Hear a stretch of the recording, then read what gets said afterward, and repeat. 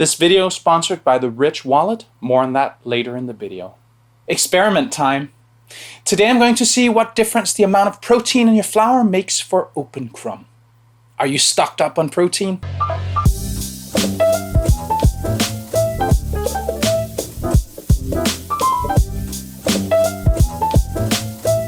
Hi, I'm Sune and I'm a food geek.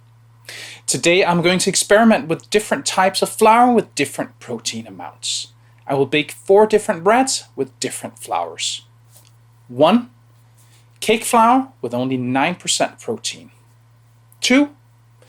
All-purpose flour from my supermarket. It's a flour with only 9.6% protein. 3. The Control. This is the one I've been using for my Open Crumb experiments. Caputo Manitoba Oro with 14% protein. And 4. The last one is from a Danish mill called Skærtoft Mølle and is a Manitoba flour with a whopping 16% protein. Wow. I did a hydration test on each flour to see what hydration it could take. Henrik from the Bread Code explains how to do this in this video. For the cake flour, I couldn't get a window pane, so I decided to go with the lowest hydration I tested, which was 60%. The supermarket flour did fine at 70%, the Caputo Manitoba Ora at 80%, and the high protein flour was good at 80% as well. This will be an exciting experiment, especially seeing if you can even bake bread using the cake flour. So for the last 10 years, I haven't been using a regular wallet. I use cards for everything. Even my driver's license and social security card are in credit card form. And I've been looking for the perfect wallet for cards, and now I found it.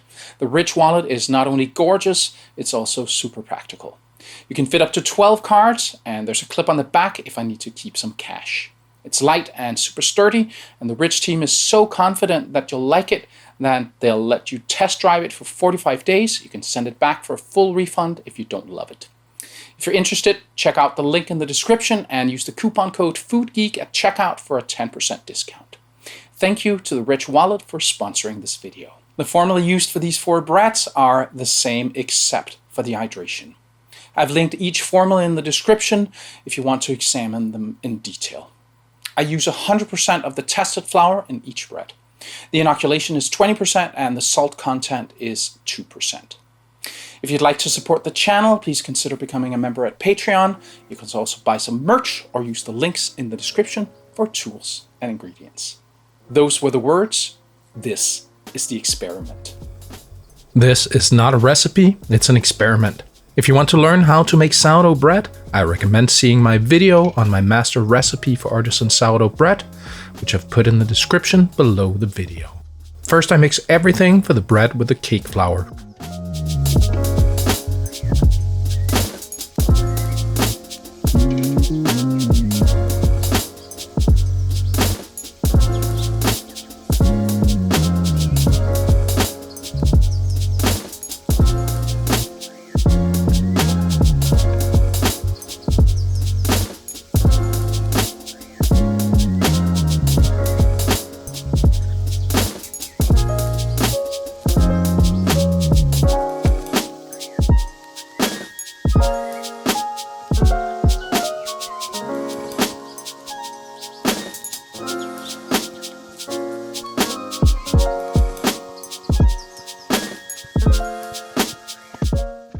It's so stiff that I need to knead it instead of just mixing it with my fingers.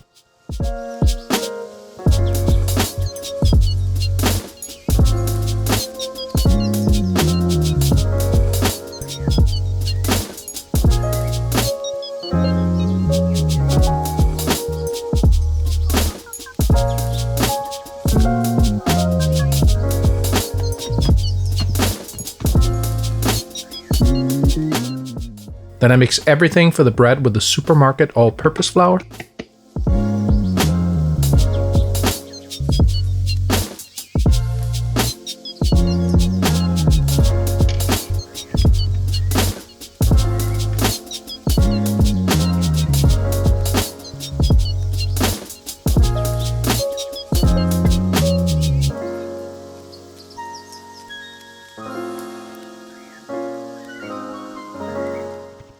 Then I mix everything for the bread with my regular bread flour. Unfortunately, that footage was corrupted, so you can't see the mixing process. And lastly, I mix everything for the bread with the high protein flour.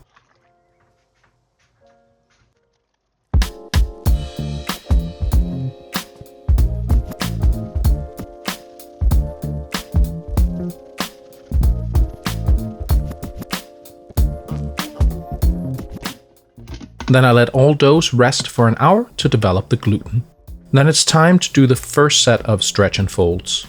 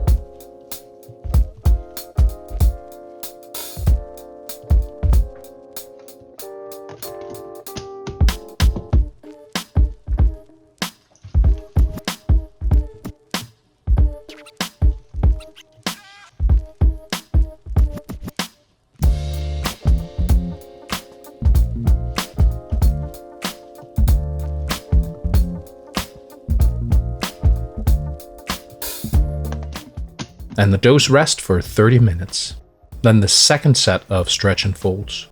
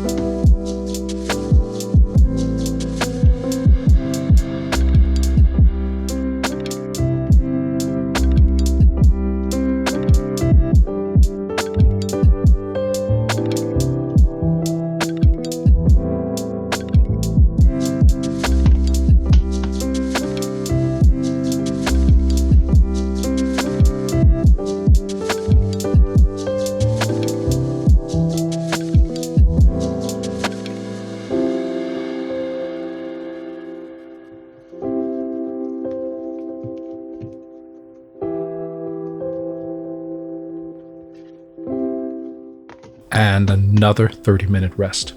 And the third set of stretch and folds.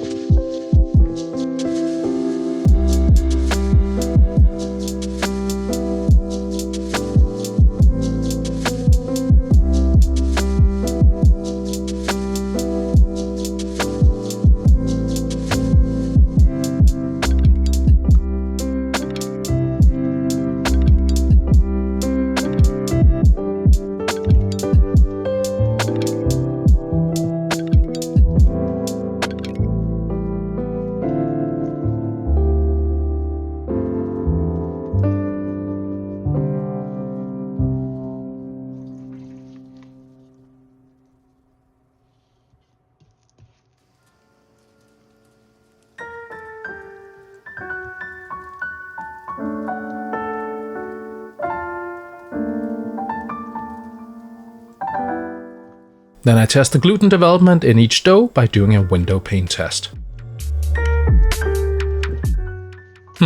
Cake flour fails, but I don't think it'll get better over time though. All-purpose flour is really good.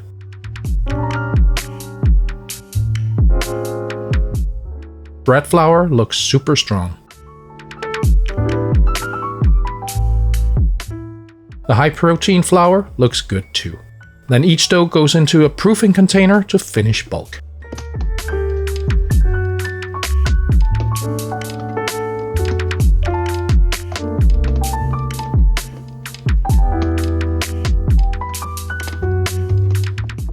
When they've all grown by 25%, which happened about the same time, I remove all the doughs from the containers.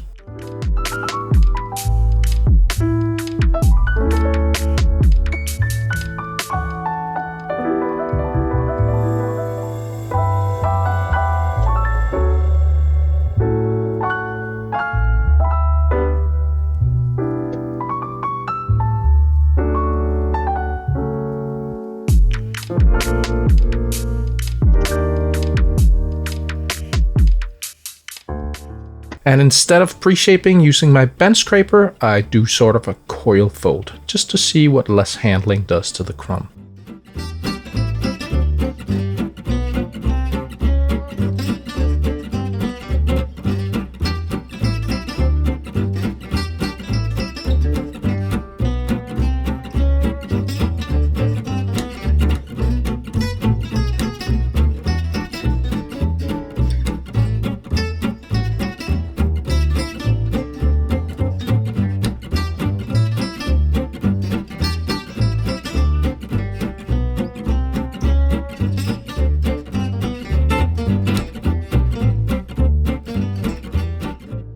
Because the cake flour dough is so stiff, it's harder to do the fold here.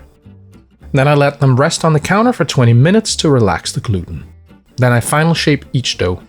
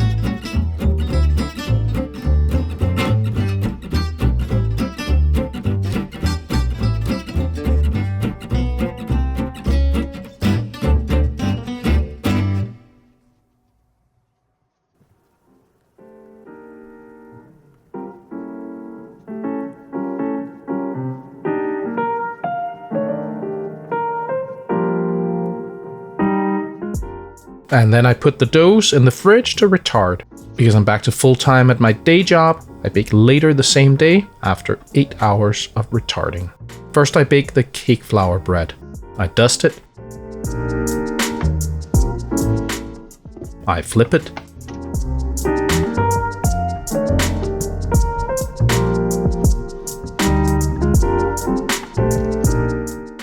I score it. then I bake it.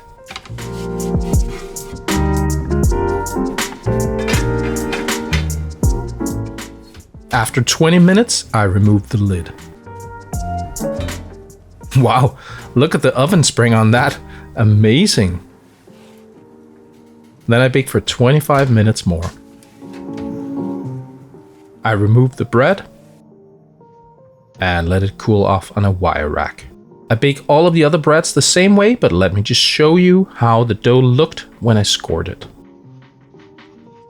That is nice and puffy.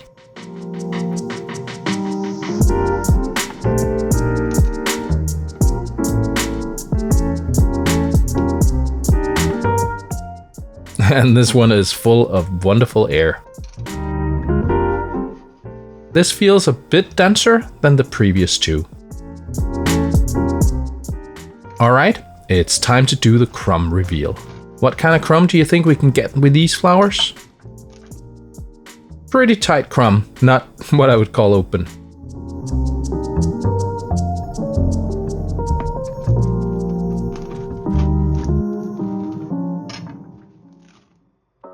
That looks a bit more open.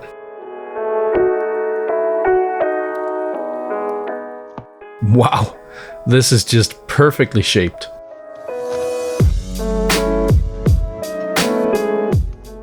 And a gorgeous crumb, praise the bread gods.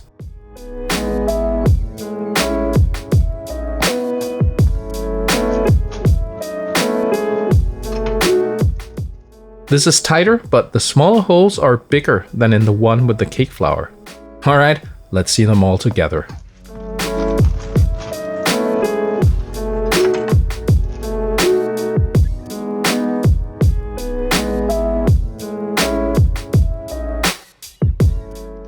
Let's just have a look at a cross section of each bread so we can get a better idea of the crumb in each.